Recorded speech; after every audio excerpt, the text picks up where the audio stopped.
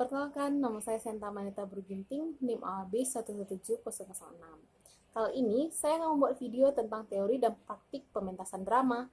Adapun video ini saya lakukan untuk memenuhi salah satu tugas mata kuliah, yaitu pementasan drama. Penasaran dengan materinya? Yuk, saksikan.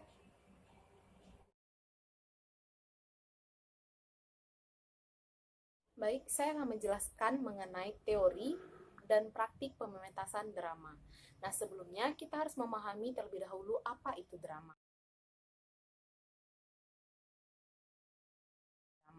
Nah, drama adalah sebuah jenis karya sastra yang menceritakan sebuah kisah, watak, tingkah laku manusia lewat peran serta dialog yang ditujukan di atas panggung. Nah, drama merupakan salah satu genre sastra yang memiliki kekhasannya sendiri dibandingkan dengan genre lainnya, yaitu puisi serta fiksi. Drama memiliki kekhasan dari sudut pemakaian bahasa dan penyampaian amanatnya. Pemaparan bahasa dalam karya sastra drama berupa pemakaian petunjuk lakuan yang menggambarkan suasana dan penggunaan dialog para tokoh. Dari segi isi pesan, penulis drama mengisahkan kehidupan manusia dengan berbagai persoalannya. Nah, drama adalah menunjukkan atau mementaskan, mensandiwarakan kehidupan manusia sehari-hari dengan segala persoalan-persoalan hidup mereka. Nah, drama dan konflik kehidupan.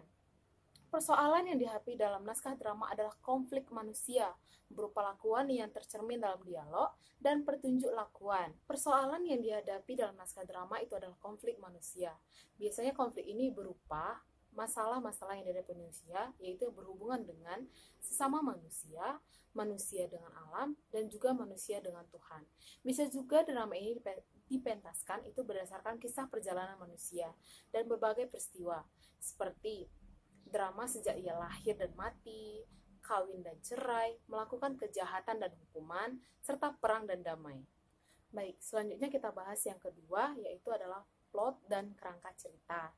Nah, kerangka cerita ini dibagi menjadi 5 bagian, yang terdiri dari yang pertama pengenalan awal cerita, yang kedua adalah pertikaian cerita, yang ketiga adalah pertentangan menuju puncak, yang keempat itu adalah klimaks atau titik puncak peristiwa, dan yang kelima adalah penyelesaian.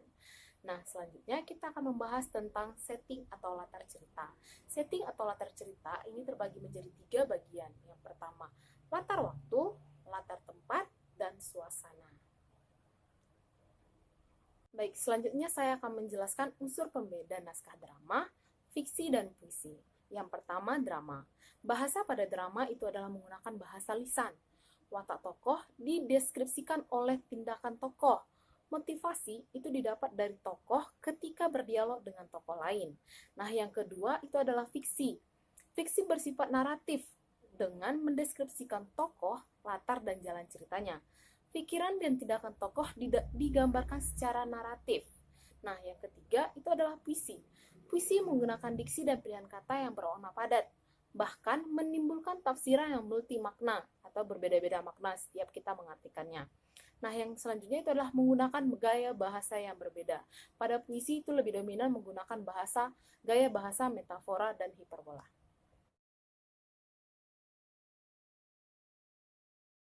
Selanjutnya kita akan membahas tentang drama sebagai teater. Drama sebagai teater adalah pengolahan naskah drama yang dilakukan oleh sutradara lalu dipentaskan di atas panggung. Nah, biasanya dalam pementasan drama itu penonton sangat dibutuhkan. Sutradara akan berhubungan dengan penonton untuk melancarkan sebuah pementasan drama. Selanjutnya kita membahas itu tentang proses produksi pertunjukan drama atau teater. Nah, pertunjukan drama atau teater itu perlu kita lakukan terlebih dahulu. Kita itu harus menganalisis naskah drama yang akan kita pentaskan. Apakah naskah drama yang kita pentaskan itu layak atau tidak? Kekuatan naskah drama itu bagaimana? Apakah naskah itu kuat untuk kita pentaskan dan layak untuk kita pentaskan pada saat pementasan drama?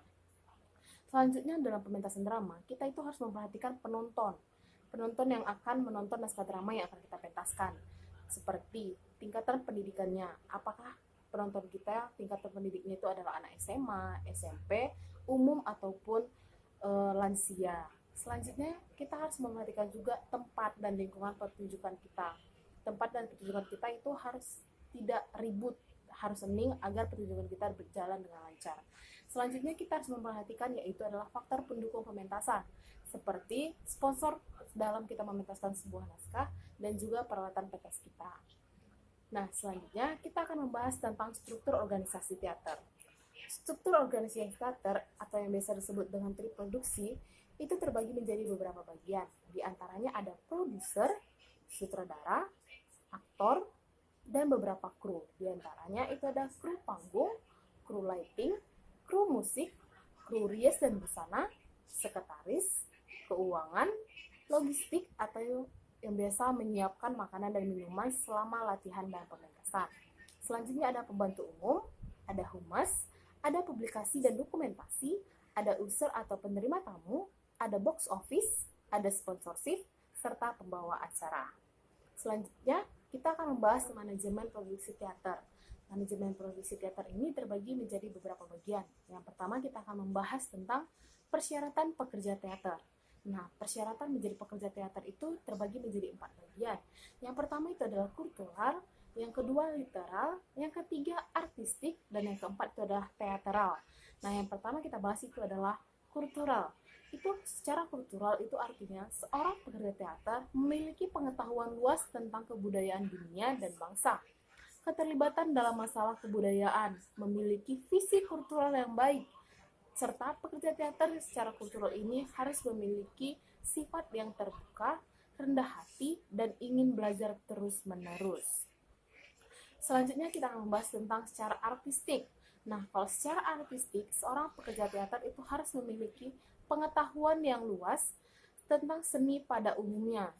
Nah, kalau seni pada umumnya, dan juga mampu mengembangkan kreativitas organalitas melalui 3 pengembangan motor, yaitu motor kreativitas, seperti imajinasi, kemauan, dan perasaan. Selanjutnya itu adalah secara teateral. Secara teateral, pekerja teater memiliki pengetahuan luas tentang seni teater dan sejarah teater, serta seorang pekerja teater itu harus terlibat dalam masalah-masalah teater, seperti visi misi teater yang baik. Selanjutnya kita akan membahas tentang pimpinan produksi. Pimpinan produksi ini bertugas merencanakan, memimpin, mengarahkan, mengkoordinasi, dan menyiapkan biaya produksi. Nah, pimpinan produksi ini biasanya bertugas atau berdiskusi dengan sutradara untuk memikirkan naskah, penonton, dan kemungkinan teknis yang terjadi dalam proses produksi dan pasca produksi. Selanjutnya kita akan membahas tentang sutradara. Sutradara secara khusus bertugas menyiapkan aktor dan kru-kru yang lain untuk mewujudkan pementasan di atas panggung yang baik dan berkualitas. Seperti biasa, sutradara ini menyiapkan schedule pelatihan, pengadegaan keseluruhan dari pementasan drama, gladi kotor, gladi bersih, sampai pada hari pertunjukan. Nah, selanjutnya adalah aktor. Aktor bertugas mematuhi arahan sutradara agar pementasan drama dapat berjalan dengan baik dan benar, dan tidak menjadi kesimpang siuran. Selanjutnya, itu adalah tim artistik. Tim artistik ini bertugas untuk membantu sutradara dalam mewujudkan tuntunan artistik seperti yang diinginkan sutradara dalam pementasan drama. Nah, tim artistik ini bertugas untuk mengatur dan menata seperti panggung, lighting, dan sound pada pementasan drama.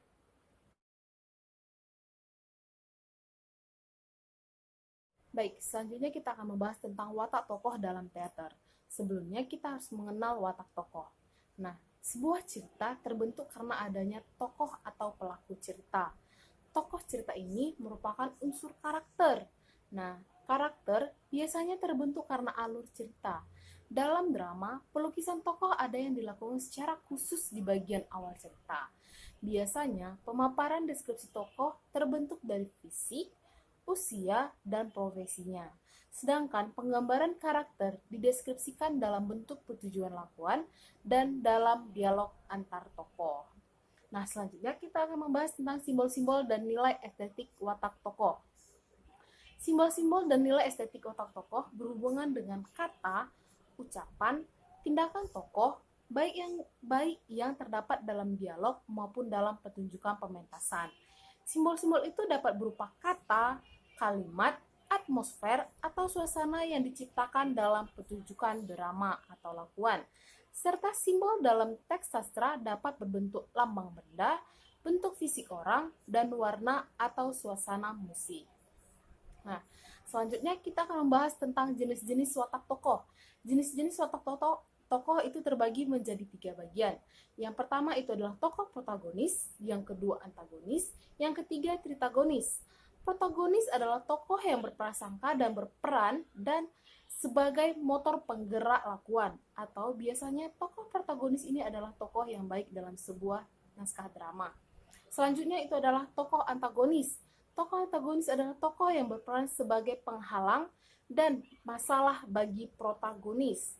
Selanjutnya itu adalah tokoh tritagonis. Tokoh tritagonis ini adalah tokoh yang berpihak pada protagonis dan antagonis, atau menjadi penengah antara tokoh protagonis dan tritagonis. Selanjutnya, berdasarkan fungsinya, tokoh juga terbagi menjadi 3 bagian. Yang pertama itu adalah tokoh sentral, yang kedua tokoh utama, dan ketiga adalah tokoh pembantu. Tokoh sentral adalah tokoh yang paling menentukan dalam sebuah lakon drama. Nah, yang kedua adalah tokoh utama. Tokoh utama adalah tokoh yang paling diutamakan dalam sebuah lakon atau sebuah drama. Yang terakhir itu adalah tokoh pembantu, itu adalah tokoh yang membantu dalam pementasan drama disebut dengan tokoh ekstra. Sebagai contoh dari watak tokoh, kita bisa lihat dari naskah drama Sobrat. Nah, di situ terdapat beberapa tokoh. Kita dapat menggolongkannya seperti pada tokoh protagonis itu ada Sobrat serta Rasmina. Tokoh antagonis itu ada Inang Honar, Mongkleng, Surobromo, Mandor, dan Silbi. Dan tokoh protagonisnya itu ada Doyong, Salomo, Dongson, dan Salmah.